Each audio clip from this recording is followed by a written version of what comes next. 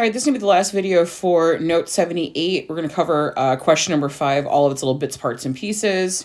So there's 3 different problems here. So if we take a look at part A, I want you to be able to solve this.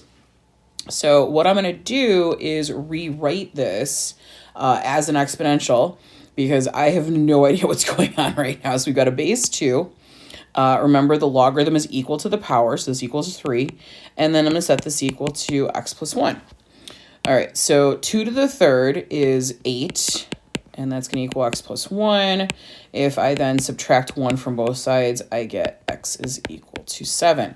Now, one thing to be careful about is when we are dealing with these logarithms, the base has to be positive, and clearly 2 is positive, and this argument has to be a positive number.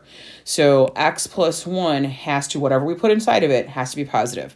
So if x is equal to 7 and I put a 7 here, 7 plus 1, yeah, that's a positive number. I don't have to worry about that. So x is equal to 7 is our valid answer. All right, so that's part A. Let's go ahead and slide on over to part B. Same kind of situation. Be careful, right? We're going to do the base of 3 raised to the exponent of 2 equals x plus 12. And so let's go ahead and solve this. So let's see, 3 squared is 9. So x plus 12. And then if I subtract 12 from both sides, I get x is equal to negative 3. Now you might be saying, oh, wait a minute, you just said negatives don't work.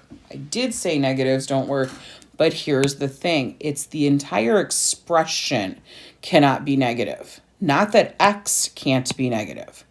So here's what you have to do. Take this negative 3, put it back into the expression, and then evaluate if you have a positive or negative number.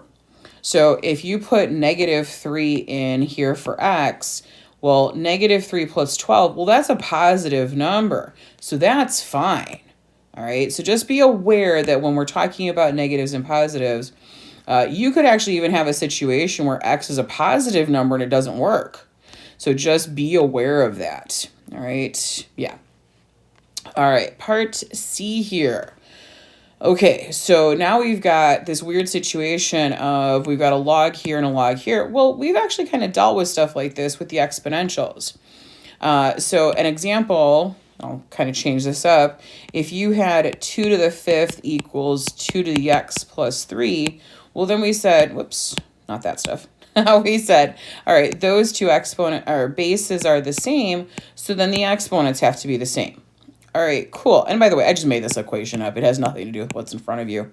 But if we take a look at these logarithms, right, we've got a log base 3 here and a log base 3 here. Well, the only way those are going to be equal is if this argument is equal to this argument.